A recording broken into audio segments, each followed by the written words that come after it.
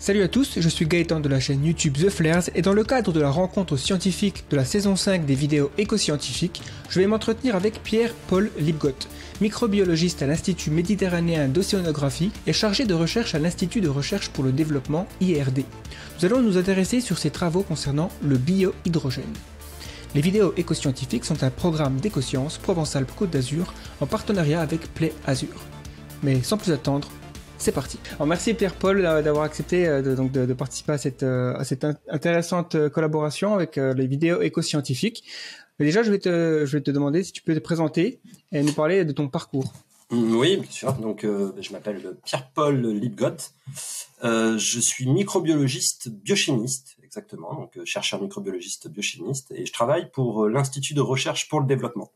Donc c'est l'IRD, c'est un centre de recherche qui a pour vocation de travailler en collaboration directe avec les pays du Sud, donc les pays en développement. Mon parcours est assez, il est pas commun. Je suis arrivé dans la recherche un peu tard, on va dire. J'ai soutenu ma thèse à 31 ans à peu près. Il faut dire que j'étais pas prévu, j'avais pas prévu réellement de faire chercheur. J'étais pas réellement au courant de ce que ça impliquait. Et c'est avec une discussion avec un ami à moi qui était chercheur et qui m'a proposé de venir faire un stage dans son laboratoire. Et quand j'ai vu effectivement les potentialités de la recherche, je me suis tout de suite dit qu'il fallait que je fasse de la recherche. Et donc je suis rentré dans ce wagon, comme on dit, et je suis allé jusqu'au bout. Et donc je suis devenu chercheur par la suite. Et quelles étaient les motivations qui t'ont conduit dans cette voie particulière de la microbiologie et plus particulièrement aussi donc des recherches dont on va parler, mais sur l'hydrogène? Oui, en fait, tout le long de mes études, j'ai été plutôt tourné vers l'environnement. Donc j'ai fait des formations, un bac+2 par exemple en environnement, etc. Donc j'ai toujours été attiré un petit peu par ces conjonctures, ces problématiques soulevées pour l'environnement. Alors ça, comment c'est venu? C'est suite à l'information qui est sortie dans les années 70-75 sur le rapport Meadow, où justement il y avait une personne, un groupe de recherche, qui avait dit qu'il était impossible d'avoir une croissance infinie avec des ressources naturelles finies. Ça m'avait quand même assez impacté. Et puis après, tous les autres problèmes de pollution. Et donc naturellement, effectivement, je me suis tourné vers on va dire la science, une thématique qui pouvait répondre à des problématiques, et dont justement l'hydrogène, le biohydrogène, qui, d'après l'Agence internationale de l'énergie, serait le vecteur énergétique du futur. On n'y est pas encore, et ça c'est sûr et certain, mais bon voilà, peut-être qu'on va y arriver un jour. Effectivement, donc je pense qu'on va entrer en plus en détail dans le cœur du sujet, mais déjà peut-être prendre une vue d'un petit peu de recul, prendre un point de vue un peu de la macro-histoire et de voir par rapport à la situation dans laquelle on se trouve aujourd'hui, la civilisation au XXIe siècle, quels sont les problèmes qu'on cherche à résoudre avec l'hydrogène et pourquoi on en est arrivé là où on est aujourd'hui. Si on pourrait avoir une sorte de résumé de 10 000 ans d'histoire et le rapport avec l'énergie justement. 10 000 ans d'histoire. Écoute, en fait, le plus important à comprendre, c'est que toutes nos sociétés humaines sont développées autour de la consommation d'énergie. En fait, l'énergie est directement proportionnelle au PIB. Plus on va avoir une énergie dépensée, plus on va avoir un PIB élevé. Et donc, il faut savoir que toute notre société tourne autour de l'énergie, aussi bien sur le confort qu'on peut avoir, sur la santé, sur la communication, sur la consommation. D'ailleurs, on y est à fond. Et tout ça, c'est grâce à l'énergie. Il faut savoir que depuis tout temps, l'humanité est tournée vers cette demande et cette utilisation de l'énergie. On va imaginer que la première fois que l'humain a réussi à domestiquer de l'énergie, c'est quand on a commencé à domestiquer le feu. C'est un des exemples. Le feu, c'est Homo erectus, c'est moins de 400 000 ans. Alors bon, il y a des études récentes qui montrent que ce serait même peut-être un peu plus proche de nous, un peu plus, éloigné de nous. Mais tout ça pour dire que quand on a commencé à domestiquer le feu, c'est la première source d'énergie qu'on a maîtrisée. Mais l'implication est énorme. Ça a été un bond énorme pour l'humanité, justement la domestication du feu. Pourquoi? Parce que ça a permis de créer ce qu'on appelle le foyer, et donc de permettre aux gens de se mettre autour de ce foyer-là, de pouvoir discuter, donc de pouvoir partager et commencer à partager ses connaissances. Mais ça a aussi permis de se protéger contre les animaux et de pouvoir cuire, par exemple, la viande et d'avoir donc une meilleure digestion, une meilleure assimilation, etc. Donc on voit bien ici tout l'intérêt de l'énergie. Et l'humanité s'est servie jusqu'aux années début du 19e siècle d'énergie renouvelable. Donc c'était le vent, c'était le feu, c'était même les courants d'eau, etc. Jusqu'à la fameuse révolution industrielle. Donc c'est les Anglais qui ont découvert l'utilisation du charbon, de la puissance énergétique que pouvait dégager le charbon. Et à partir de ce moment-là, nous sommes rentrés dans une société du charbon. Après, ensuite, il y a eu la découverte du pétrole, le nucléaire, etc., etc. Et donc, c'est ça qui a permis à l'humanité de faire un bond gigantesque, mais vraiment gigantesque au niveau de son évolution. Alors, ce qu'il faut savoir aussi, c'est que à partir du moment où on consomme plus d'énergie, on va avoir plus d'habitants, ce qui paraît logique. La santé s'améliore, etc., etc. Donc, ce qui fait qu'on a ce pic démographique qui va de toute façon arriver à un plateau obligatoire. Et tout ça pour dire quoi? Où est-ce que se situe la problématique en fait à l'heure actuelle? Parce que j'entends souvent dire oui, quand on utilise les énergies fossiles, ces fameuses énergies fossiles qui sont le gaz, le pétrole et le charbon, on parle du fait que ça dégage beaucoup de CO2. C'est pas le problème de dégager beaucoup de CO2. Le problème réel en fait, c'est de dégager du CO2 dit fossilisé. Ce qu'il faut savoir, c'est que ces grandes masses, ces grandes quantités, ces ressources fossiles, en fait, elles ont été accumulées et elles ont permis de séquestrer le CO2 qu'il y avait à l'époque. Alors, tout s'est passé réellement au niveau du Carbonifère. D'ailleurs, le Carbonifère, c'est là où le charbon s'est créé. Et pour la petite histoire, le charbon, c'est une énergie finie. On n'aura plus jamais, normalement, de charbon. Étant donné que le charbon vient d'où? Il vient du bois, donc de ces végétaux avec le bois, et qui n'ont pas été dégradés à l'époque du Carbonifère. Alors qu'à notre époque, on a toute une batterie de champignons dans l'environnement qui permet de dégrader la lignine, c'est la molécule qu'on retrouve dans le bois. Là, les champignons sont capables de le dégrader, alors qu'à l'époque du Carbonifère, absolument pas. Et donc, en fait, ce qu'on fait, c'est ces grandes étendues de forêts, de végétaux, ils ont capté le CO2 qu'il y avait dans l'atmosphère et ils l'ont séquestré dans le sol. Il faut savoir qu'à cette époque, au Carbonifère, on était à, je crois, 10 fois plus de CO2 dans l'atmosphère que maintenant. Et donc, pendant 60 millions d'années, la planète, les végétaux, ont stocké le CO2 qu'il y avait dans l'atmosphère et l'ont mis sous terre. Donc, ce que fait l'être humain, donc la société actuelle, c'est de dégager ce CO2 fossile, donc de relarguer du CO2 en plus. Donc, soit ça dégage beaucoup de CO2, mais c'est du CO2 en plus que l'on rajoute dans l'atmosphère, qui était séquestré au fond. Et donc, c'est là où il y a une problématique. On sait que le CO2 est un gaz à effet de serre, on sait que ça peut être un gros problème, étant donné qu'on va avoir une température qui va augmenter généralement sur le pourtour du monde. Ce qu'il faut savoir, c'est qu'on est plus sur un dérèglement climatique qu'un réchauffement climatique, même si la tendance est un réchauffement. Et c'est qu'après, il y a des rétroactions positives ou négatives qui vont, justement, des fois, on peut avoir des tempêtes de neige, alors que tout le monde dit, non, on est plutôt sur un réchauffement climatique. Donc, il faut faire attention à ça. Et donc, il faut trouver absolument un moyen d'avoir une transition énergétique. Quand on parle de transition énergétique, on parle soit d'utilisation d'énergie renouvelable, mais aussi d'aménagement en fonction des productions de CO2 actuelles, des productions de CO2 fossiles actuelles. Et donc, c'est sur tout ça qu'il faut arriver à travailler et que les gouvernements sont en train de mettre des billets et de l'argent. Donc, après, sur les vecteurs énergétiques, donc je ne sais pas si j'aurai l'occasion de définir ce que c'est que vecteur énergétique, justement, il y a une idée, c'est d'utiliser l'hydrogène. L'hydrogène qui serait le vecteur énergétique le plus propre, on va dire, pour en tirer de l'énergie. D'accord, parce que la différence entre un vecteur énergétique et une énergie dite primaire, c'est ça, c'est quoi la différence exactement? Alors la différence, elle vient surtout quand on voit l'idée du vecteur. C'est le fait que ça permet de transiter de la source d'énergie jusqu'à l'endroit où on veut utiliser cette énergie. Donc on parle de vecteur énergétique, par exemple, l'hydrogène est un vecteur énergétique, au même titre que l'électricité. On va produire de l'électricité à partir d'une source d'énergie. Cette électricité, on va le conduire jusqu'à un autre endroit. Donc, c'est un vecteur énergétique. Ça conduit de la source d'énergie à autre chose. C'est pour ça qu'on appelle ça un vecteur énergétique. Très bien. Et donc, cet hydrogène, tu fais des recherches pour en produire. Quels sont les procédés que tu utilises? Donc, quelle est la démarche de tes recherches? Moi, je suis en recherche fondamentale. Donc, on est effectivement sur la production, l'idée de production d'hydrogène et même plus particulièrement de biohydrogène. Il faut savoir qu'à l'heure actuelle, il y a pas mal de possibilités de produire de l'hydrogène de façon chimique et tout ça. Peut-être qu'on y reviendra. Moi, dans mon cas, c'est de produire du biohydrogène. Donc, c'est de produire de l'hydrogène à partir de ressources biologiques. Donc, j'utilise, moi, en l'occurrence, des micro-organismes. Donc, il y a, dans la production de biohydrogène, il y a 3 voies. Il y a la biophotolyse. On va casser des sortes de molécules d'eau pour faire de l'hydrogène. C'est fait surtout par des microalgues. Il y a la photofermentation. Photofermentation, c'est pareil, c'est des cyanobactéries qui, elles, vont utiliser une enzyme particulière à un moment donné pour produire de l'hydrogène. Et ce qu'on appelle la fermentation obscure. Alors, obscure pour justement se différencier de la biophotolyse et de la photofermentation, puisqu'on voit bien que biophotolyse et photo, on a les photons.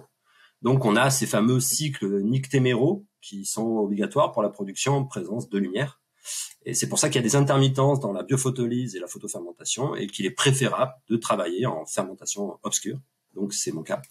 Parce qu'on peut le faire à tout temps et en continu. On peut produire de l'hydrogène en continu. Et donc, moi, mon sujet de recherche sur ça, parce que je travaille aussi sur autre chose, c'est d'essayer de récupérer l'énergie qu'il y a dans la matière organique. Parce qu'il faut savoir que dans la matière organique, il y a beaucoup d'énergie. D'ailleurs, on s'en sert pour vivre, nous.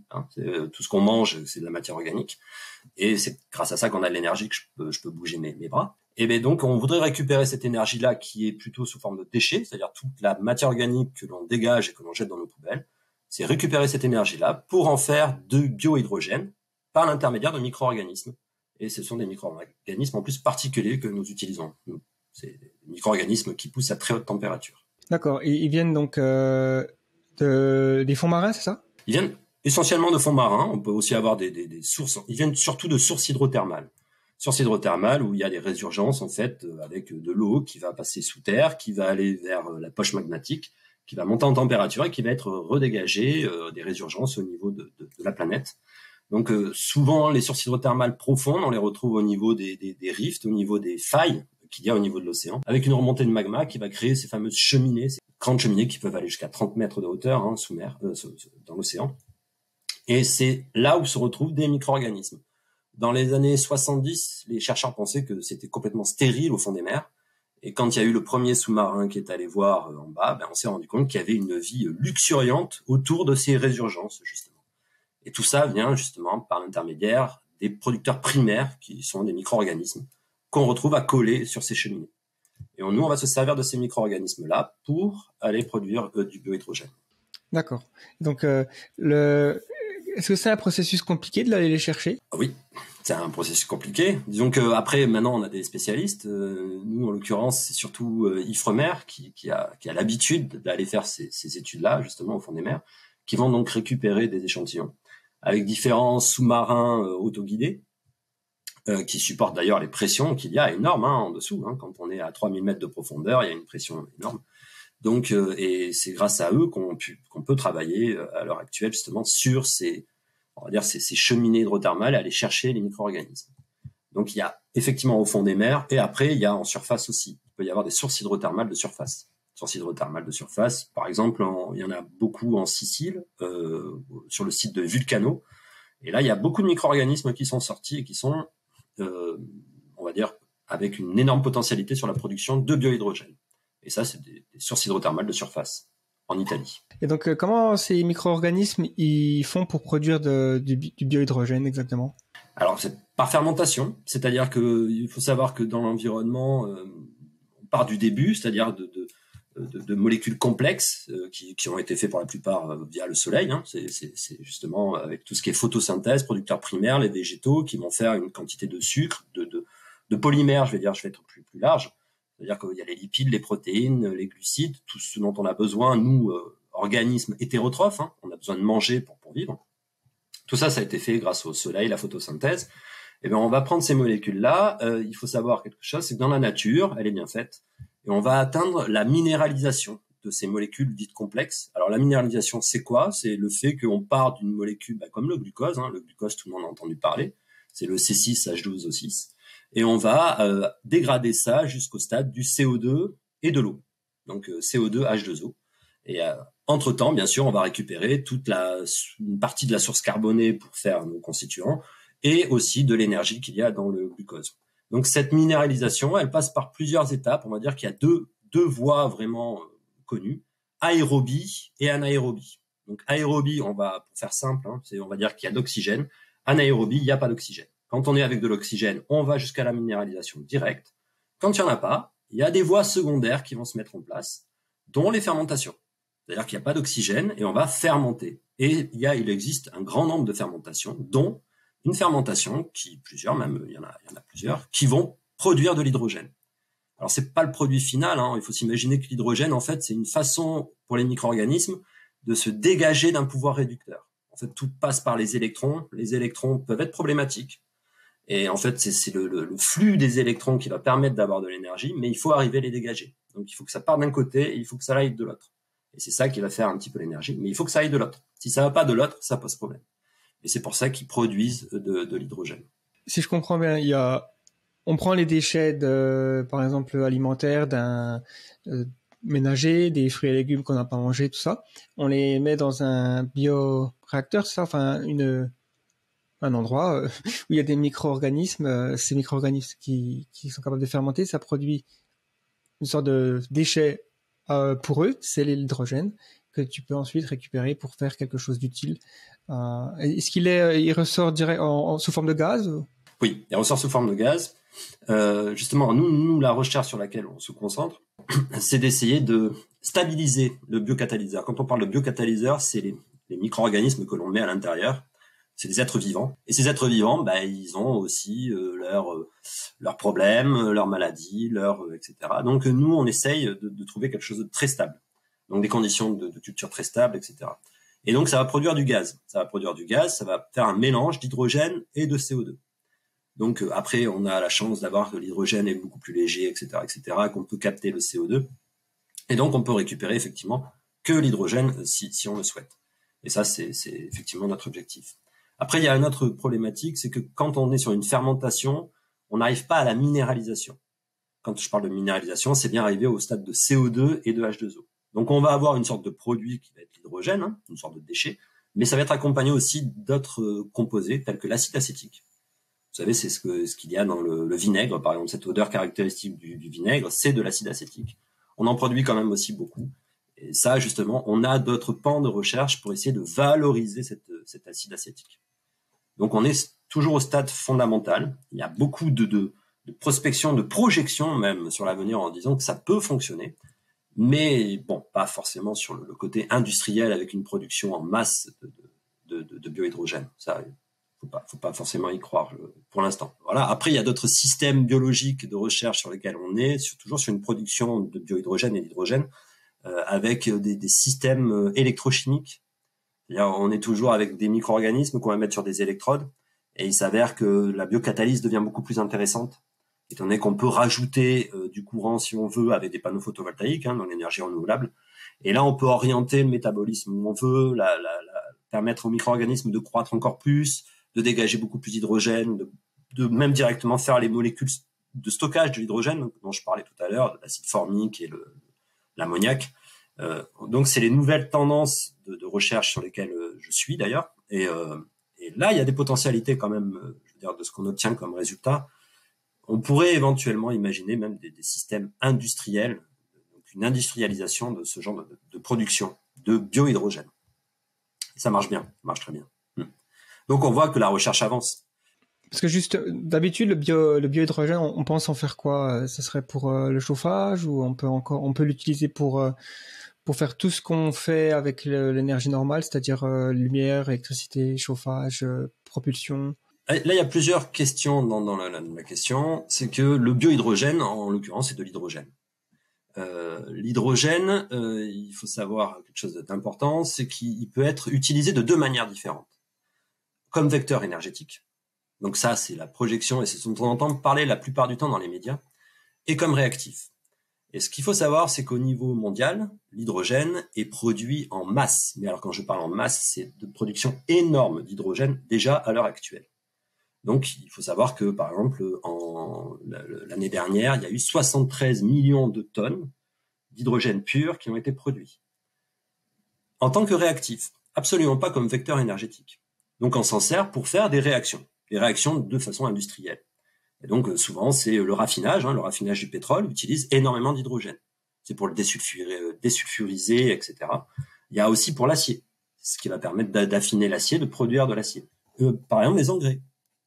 Il faut savoir qu'avec l'hydrogène, c'est avec l'hydrogène qu'on fait de l'ammoniac. Cet ammoniac-là qui sert à plein d'autres choses, comme la chimie, les explosifs, etc., mais qui sert essentiellement à 80%, l'ammoniac qu'on produit, ça sert pour faire des engrais. D'ailleurs, c'est ce qui a posé problème à Beyrouth, à AZF, à Toulouse, en France, Tout ça, ce sont des engrais, donc de l'ammoniac, du nitrate d'ammonium exactement, qui a été accumulé à un endroit et qui, à un moment donné, comme c'est très explosif, très réactif, ça explose. Donc, il faut savoir que l'hydrogène, à l'heure actuelle, est énormément produit au niveau mondial. Mais il est produit de façon, on va dire, un petit peu polluante, même beaucoup. Il est produit à partir de gaz naturel, essentiellement. 70%, c'est du gaz naturel. On peut aussi le faire avec le charbon, et on fait du vaporéformage. Vaporéformage du méthane. La majorité du gaz naturel qu'on retrouve, c'est du méthane. Ce méthane-là, on va en fait faire une augmentation de température. On va faire de la vapeur d'eau à 700 degrés qui va aller transformer ce méthane en CO2 et en hydrogène. Et donc, c'est là où on récupère cet hydrogène qui va servir ensuite aux industries. Il faut savoir que l'hydrogène, la production d'hydrogène à lui-même représente 2% du dégagement de CO2 dans l'atmosphère. CO2 fossile. Pourquoi ? Parce qu'on va utiliser des énergies fossiles pour le faire. Donc, le méthane que l'on va vaporéformer, mais aussi le méthane qu'on va utiliser pour monter en température. Donc, il faut s'imaginer que, par exemple, quand on va faire 1 kg d'hydrogène dans ces manières-là, on va produire jusqu'à 13 kg de CO2. Voilà. Donc, pour 1 kg d'hydrogène, 13 kg de CO2. Donc, on voit que c'est quand même archi polluant au niveau du CO2 fossile que l'on dégage en plus dans l'atmosphère. J'insiste là-dessus. Donc, il existe déjà des productions d'hydrogène. Et cet hydrogène sert essentiellement au côté industriel. Donc, notre biohydrogène on pourrait s'imaginer qu'il pourrait servir au niveau industriel aussi, comme réactif. Maintenant, nous, dans notre intérêt, c'est plutôt avoir un vecteur énergétique.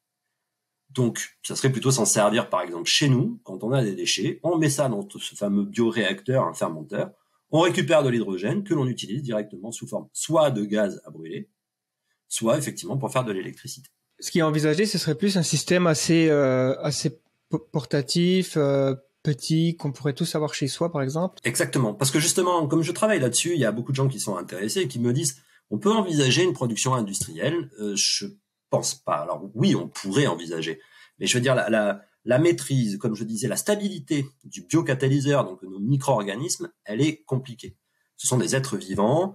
Et donc, il faut quand même avoir un certain suivi qui peut amener des coûts, etc. Et alors s'imaginant qu'on fasse ça chez nous, il y aura plus de facilité à pouvoir maîtriser, ça sera déjà beaucoup plus petit. Donc, et puis, on peut intervenir au même titre que quand on fait du compost, par exemple. Je veux dire, il y a quand même un certain entretien à avoir.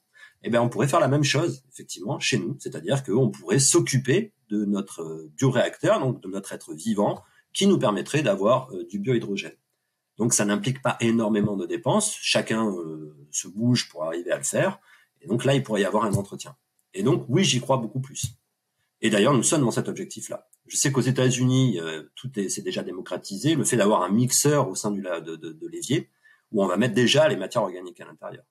Donc, on peut tout à fait s'imaginer, et d'ailleurs, on est en train d'y réfléchir, un système à peu près similaire où on récupère un jus, un fameux jus fermentescible, qu'on va mettre dans un fermenteur à haute température. Sachant que c'est pas problématique d'utiliser quelque chose à haute température. On peut facilement accéder à la haute température avec un chauffe-eau solaire, ne serait-ce qu'avec le soleil à l'heure actuelle. Quels sont les temps de production de ce biohydrogène ? Ça prend longtemps ? C'est l'équivalent de quelques jours ? Je sais pas comment ça se passe. Alors, nous, sur une croissance que l'on fait, comme on est en train d'étudier un petit peu le mécanisme, on va se mettre dans des conditions particulières où on va se mettre en limitation du substrat.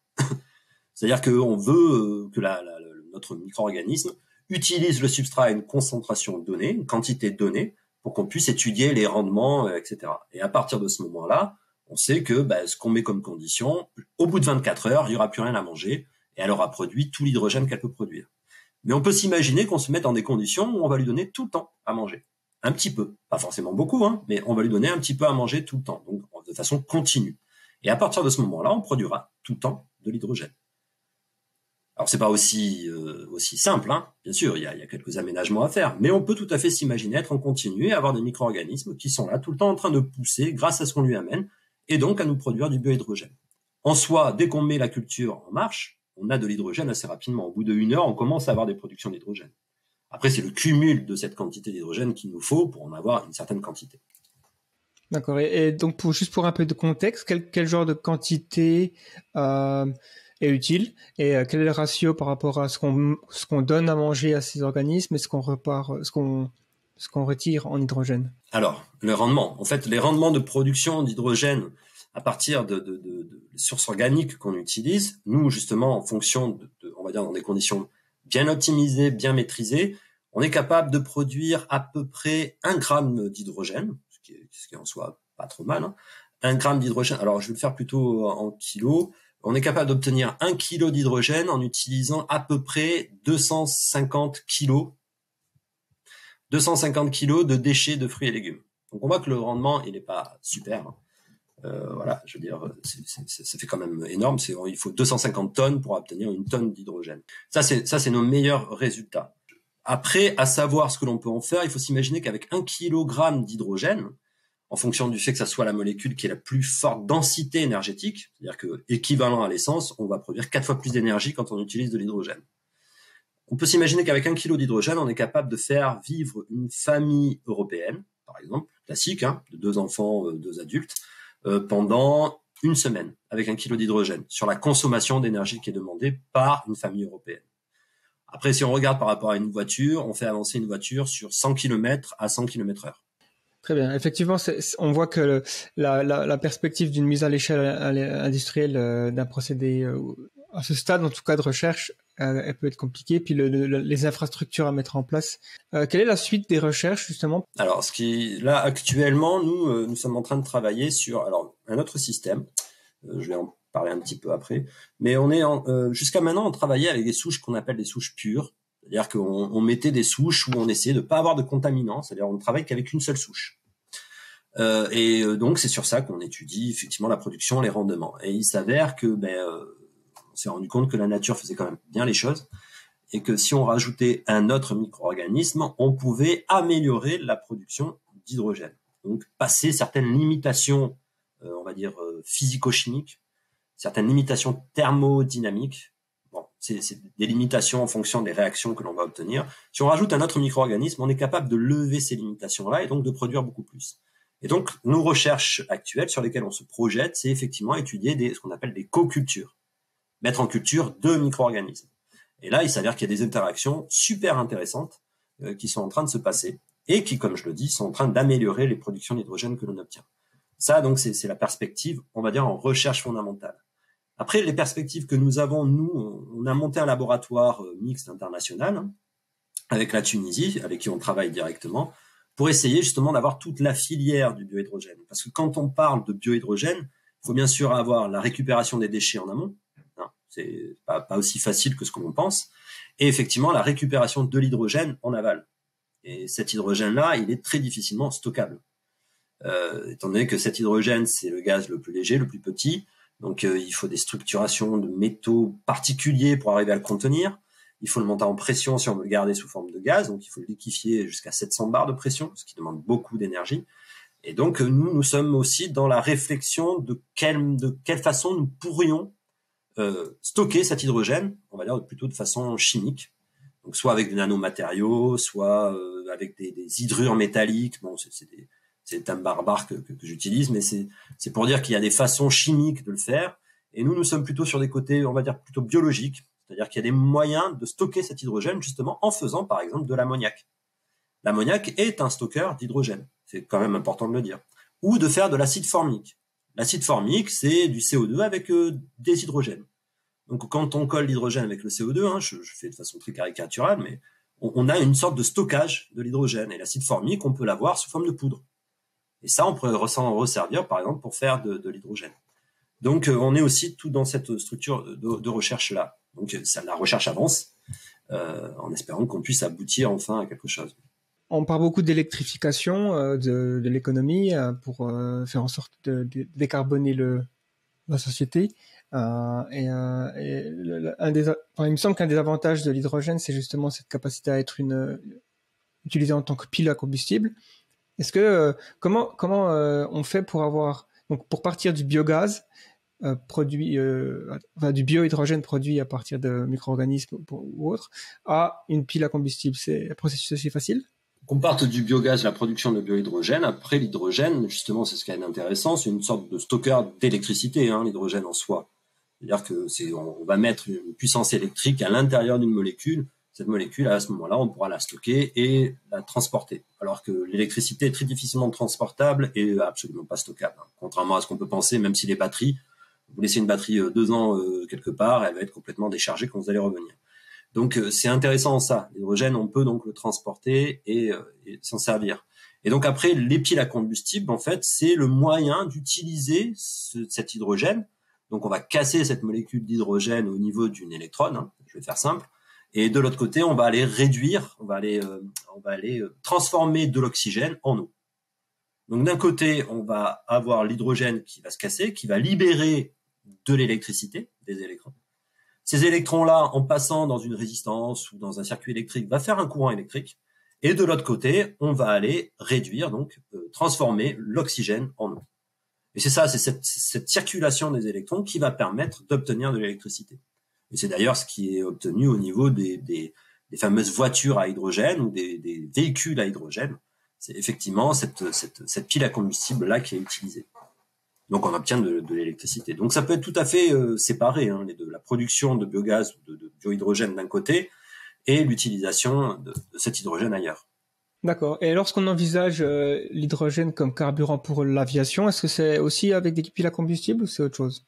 Alors pour l'instant, oui, ça sera qu'avec des piles à combustible. Et justement, il faut soulever ça, c'est-à-dire que la question que je me pose, c'est quel est l'intérêt d'utiliser des piles à combustible, par exemple dans les voitures, alors qu'on en est maintenant aux voitures électriques, qui en soi fonctionnent quand même pas mal, et qui justement va se démocratiser de plus en plus. Alors que les piles à combustible, justement, ça serait plutôt dans les transports, ce qu'on va appeler des transports lourds. Donc tout ce qui est transport lourd, je vois bien l'utilisation de l'hydrogène et des piles à combustible. Parce qu'on a besoin d'avoir effectivement des réservoirs avec assez d'hydrogène, que ça puisse être rechargé rapidement. Et donc l'hydrogène prendrait tout son intérêt justement dans l'aviation ou dans le transport lourd. Alors pour l'instant, on n'y est pas du tout, hein, parce que justement, il y a ce problème de stockage de l'hydrogène qui pose le problème. Et le fait que les systèmes de piles à combustible à l'heure actuelle sont quand même assez volumineux et assez lourds à porter. Donc, pour l'instant, c'est pas réellement d'actualité. Tout le monde y pense, hein, tout le monde y croit, mais il faut miniaturiser tout ça et essayer d'avoir effectivement une tendance à un stockage beaucoup plus condensé, qui prennent pas beaucoup de place et qui ne demandent pas beaucoup d'énergie. Donc, pour les transports lourds, oui, j'y crois. Bon, sur le long terme, hein, qu'on se mette d'accord. Là, on est sur les biocarburants, ils sont à fond dessus pour les transports lourds tels que l'aviation.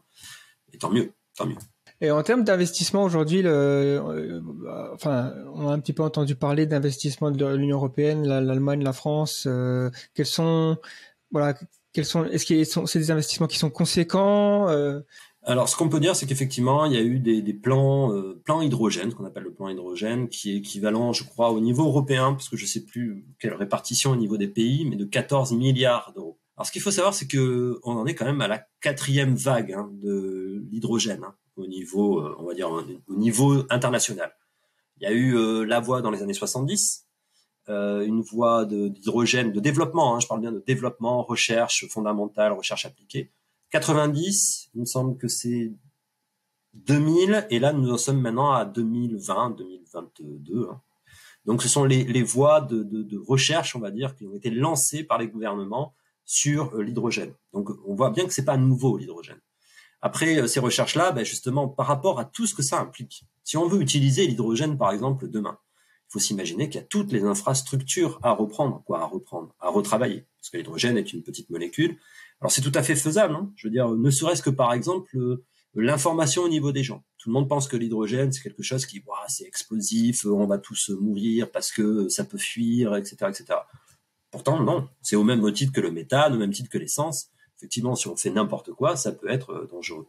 Et là, tout ça à dire que non, il faut utiliser toutes ces structurations. Il y a aussi le fait de la production d'hydrogène. La production d'hydrogène, elle est très polluante. Et donc, il suffirait effectivement de pouvoir séquestrer le CO2 après avoir produit de l'hydrogène pour avoir un hydrogène dit bas carbone. Et donc, c'est là où on voit l'importance en fait de ce projet européen. Quand on parle de 14 milliards investis pour l'hydrogène, on ne parle pas que de la production d'hydrogène, et j'y viendrai juste après. On parle aussi de tout ce qui amène à cette transition énergétique autour de l'hydrogène. Donc, on parle effectivement d'essayer de produire de l'hydrogène bas carbone. de trouver des moyens différents, donc d'investir dans des moyens différents pour le produire justement en produisant le moins de CO2. Donc il y a par exemple la thermochimie qui est en train d'arriver, le craquage du méthane qui est en train d'arriver. Tout ça conduit effectivement à moins de dégagement de CO2 dans l'atmosphère.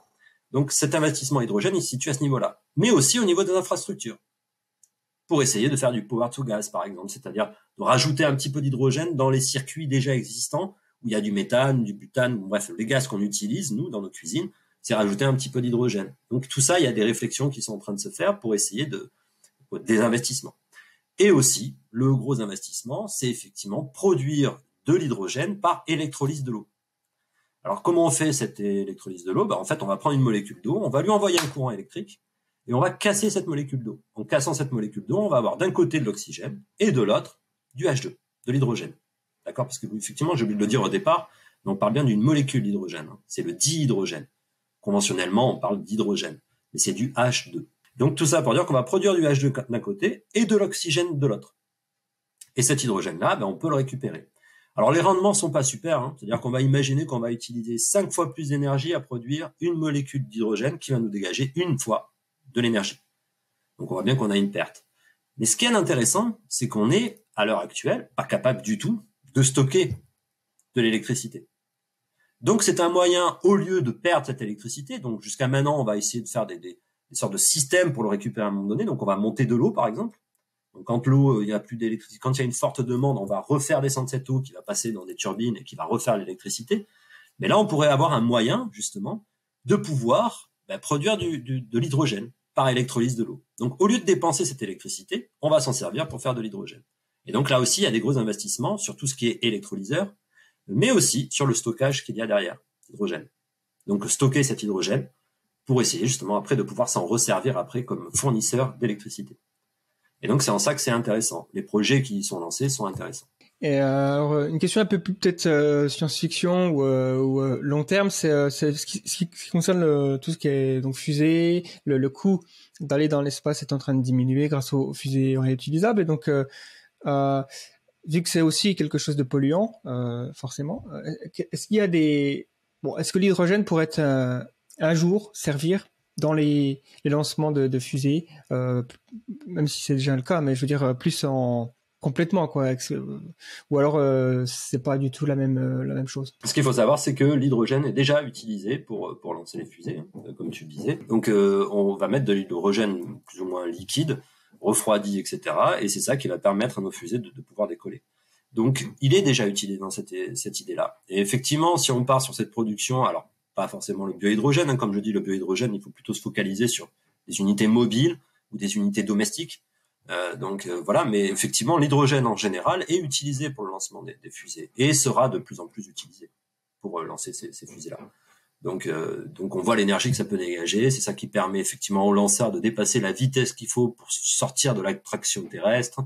En l'état, c'est déjà d'actualité et ça va le faire, ça va continuer là-dedans. Et finalement, qu'est-ce qui pollue dans les lancements de fusées? Parce qu'il y a des gens qui se plaignent qu'effectivement on envoie beaucoup de choses dans l'espace alors qu'il y a des règlements climatiques, il y a déjà des émissions carbone et voilà, il y a des critiques qui sont faites à l'industrie spatiale, mais qu'est-ce qui pollue exactement? Tout ce qu'il y a autour, parce que foncièrement quand on dit qu'on utilise de l'hydrogène, alors bien sûr il n'y a pas que de l'hydrogène quand il lance une fusée, mais on peut s'imaginer que la grande quantité d'énergie qui va être utilisée c'est de l'hydrogène, du dihydrogène. Et donc en soi, on sait que c'est pas polluant vu que ça va faire que de l'eau, parce que c'est vrai, j'ai oublié de le dire, mais quand on va faire une combustion de cet hydrogène, on obtient de l'eau, simplement de l'eau. Donc et ça c'est très important à savoir, il n'y a pas de dégagement de sources carbonées et autres. Donc en soi, le lancement d'une fusée n'est pas hyper polluante, mais c'est tout ce qu'il y a autour. La préparation de la structure, le fait qu'on va produire cet hydrogène, que ça produit 13 fois plus de CO2 que la molécule, que la quantité qu'on produit d'hydrogène. Et donc tous les à côté, effectivement, on va dire du spatial, est polluant en soi. Mais après, c'est aussi la problématique qu'il y a qui fait que quand on lance une fusée, il y a pas mal de déchets qui vont s'accumuler en haut. Mais bon, ça c'est purement humain. Je veux dire, on vit avec nos déchets, on est avec nos déchets, on essaie de les traiter, on a du mal. C'est purement humain. Et puis la consommation amène à de plus en plus de déchets et on ne sait plus de quoi faire de déchets. Et on continue à envoyer des déchets dans l'atmosphère. Donc oui, au-dessus de nous d'ailleurs. Donc oui, mais c'est l'humain. L'humain, le plus grand prédateur, on va dire, que la Terre ait porté. Donc on y est. On va continuer à polluer l'espace, oui.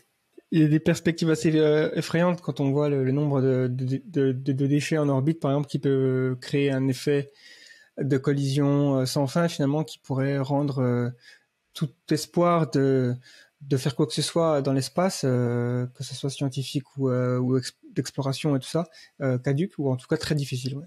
Ça fait... Espérons qu'on trouve des moyens de nettoyer. Il faut trouver un moyen de nettoyer. Et je pense que c'est nécessaire de toute façon pour l'humanité de continuer à partir justement sur ces projections, je veux dire, quand on voit les télescopes qu'on est en train d'envoyer dans l'espace et les photos qu'on est en train d'obtenir, c'est quand même extraordinaire. Je veux dire, et il faut continuer à cet état-là. Je veux dire, on sait à l'heure actuelle que l'humanité est en train de traverser.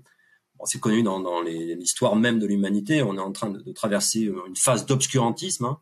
Je veux dire, on le voit au niveau mondial, par rapport aux guerres, par rapport au vote actuel, par rapport au populisme qui est en train de monter. Et donc, je pense que ça, c'est vraiment une fenêtre qui nous permet à nous, humains, de pouvoir s'ouvrir en se disant, on est quand même toujours magnifique. On est quand même toujours en train de découvrir des trucs extraordinaires. Il y a des gens qui sont là pour nous permettre de nous évader ou d'avoir des possibilités. Parce qu'on est toujours plein de questionnements, de toute façon, sur qu'est-ce qu'on fait ici, pourquoi, etc. Donc, c'est ça qui nous permet justement de rêver et de s'ouvrir à autre chose. Et alors, on s'imagine même pas les fameuses découvertes scientifiques qu'il y a eu sur ça, par exemple, tout ce que ça a permis de développer et tout ce qu'on est en train d'utiliser, nos portables en commençant par nos portables, par exemple, dont on est tous dépendants maintenant, on a tous à côté, etc. Tout ça, c'est grâce à la science, à la physique et au fait de l'espace et des questionnements des physiciens.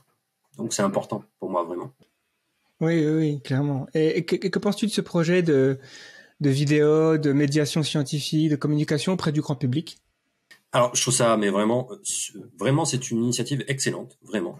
Et je pense que c'est nécessaire, parce qu'effectivement, il y a eu à un moment donné une sorte de schisme, alors voulu ou pas par les scientifiques, mais de schisme entre, on va dire, le grand public et les scientifiques.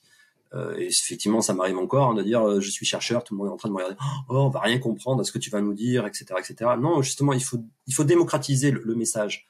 Il faut arriver à faire comprendre aux gens qu'effectivement, dans la recherche académique, il y a des trucs qui sont très très compliqué, c'est-à-dire qu'il faut avoir fait autant d'études pour arriver à une spécialisation. En plus, on n'est pas calé sur tout.